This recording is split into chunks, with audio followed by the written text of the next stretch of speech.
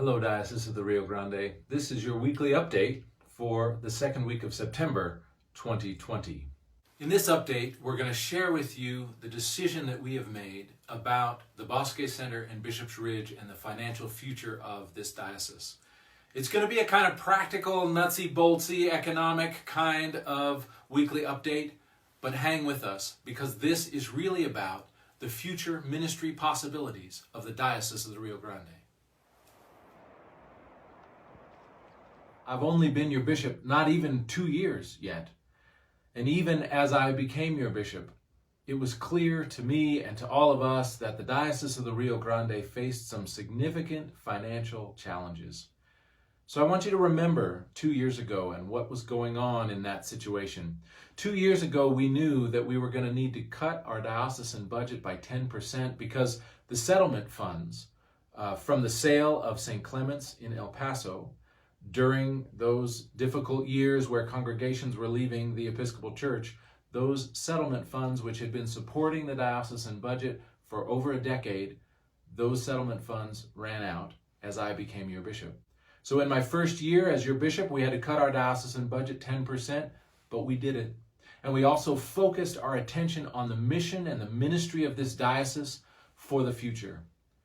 Even as we cut our budget 10%, we also knew that we still are 9% away from paying our fair share to the wider Episcopal Church.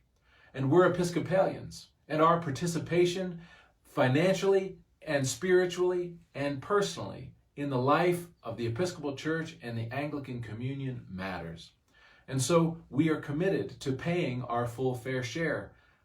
That's another 9%. In addition to those financial challenges, we own the Bosque Center and Bishop's Ridge. Not one, but two beautiful hospitality businesses that are being run to extend the hospitality of the diocese to others. And those ministries are wonderful, and those spaces are beautiful. And both of those spaces have been heavily subsidized by diocesan finances for years. The subsidies came in many ways. The diocesan budget subsidized both properties. The diocesan staff worked on both properties as well as focusing on the diocesan needs. We also subsidized the properties with the growth funds. $1 million in each camp and conference center that was used to meet deferred and delayed maintenance and also make up the gap when the budgets were not in the black. And I hate to say it, but you know it's the truth. Those properties were not in the black for years. In fact, the first time ever that the Bosque Center was in the black was last year, and Bishop's Ridge hasn't been for over a decade. Bishop Vono was working hard to get those properties moving in the right direction, and when I became bishop, I continued in those footsteps, but we still had a long way to go. I was told during part of the walkabout process that the only way for the Diocese of the Rio Grande to be able to cut the 10% from the St. Clement's funds and increase another 9% for the wider church would be to raise fair share on all the congregations. But as I became your bishop and I started touring the diocese, really getting to know the congregations and their financial situation, it became clear to me that the congregations in the Diocese of the Rio Grande do not have the resources for us to just ratchet up the fair share for them. And so we came up with a plan. And that plan was to focus on congregational development and vitality, to do some long-needed stewardship work across the diocese, to work to strengthen our congregations, to focus on our ministries in the congregational level, and to provide support for that from the diocesan staff.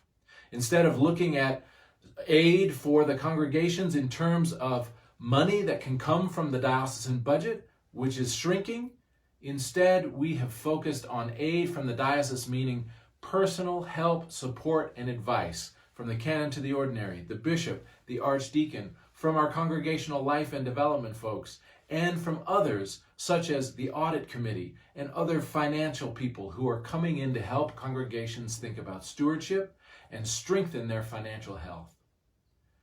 My hope was that by strengthening the financial health of the congregations, The congregations could help us raise our diocesan budget, pay the 9% to the wider church, and if we cut the 10% for the St. Clement's funds, we could live without that. So we began this year running a very lean budget, hoping to focus on congregational growth and vitality, and our commitment to strengthen and make up as close as we can, as fast as we can, the 9% we owe to the wider church. Things were looking great. Remember, just 8-9 months ago, the Permian Basin was booming with oil, experiencing one of the biggest oil booms that anyone in the Permian could remember. And the state of New Mexico was diversifying its economy. Tourism was up. As you flew around airports, you would see those beautiful New Mexico True signs, and tourists were coming to the land of enchantment. Film industry was booming also here. Netflix opened up a great new studio in Albuquerque. The spaceport was growing.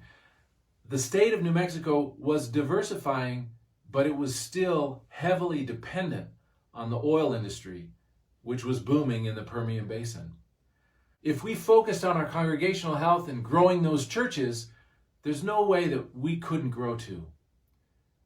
And then COVID-19 struck.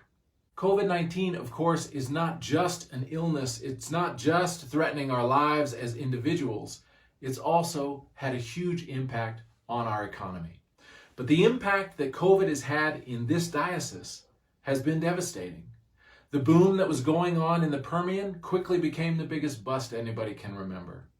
And those industries that were diversifying the economy of the state of New Mexico have been hard hit by the COVID virus. Tourism stopped. The film industry shut down.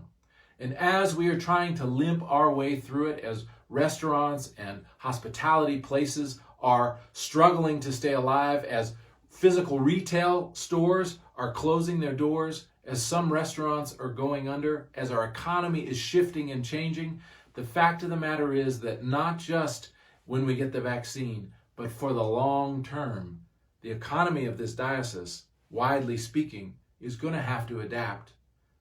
And the economy of our diocese is going to have to adapt as well.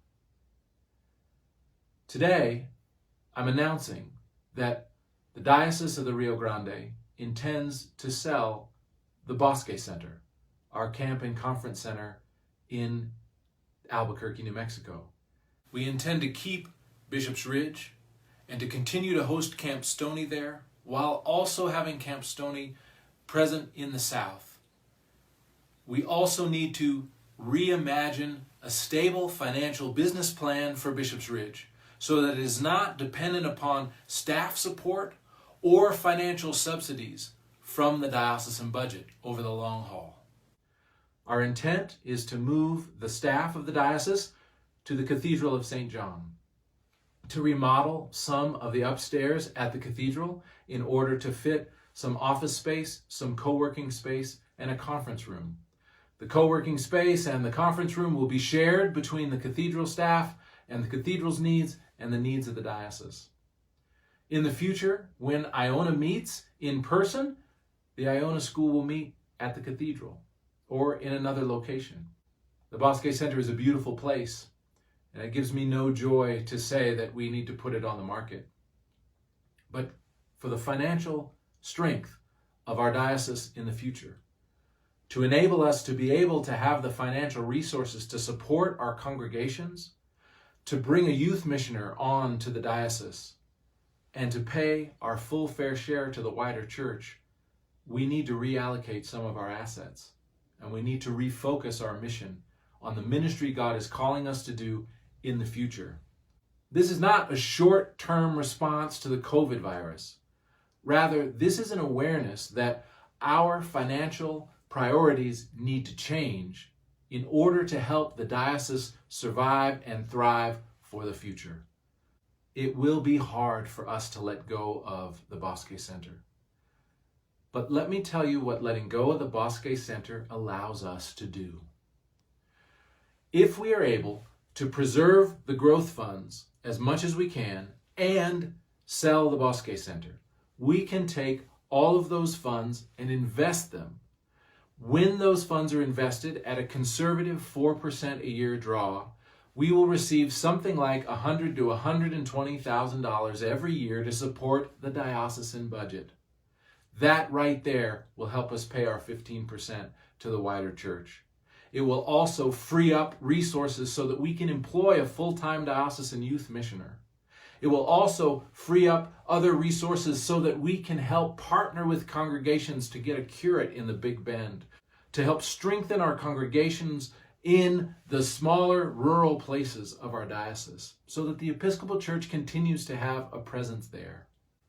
As we look to the future, and as I personally look to the future, I believe my primary job as the Bishop of the Diocese of the Rio Grande is to focus on the congregations and to help those congregations thrive.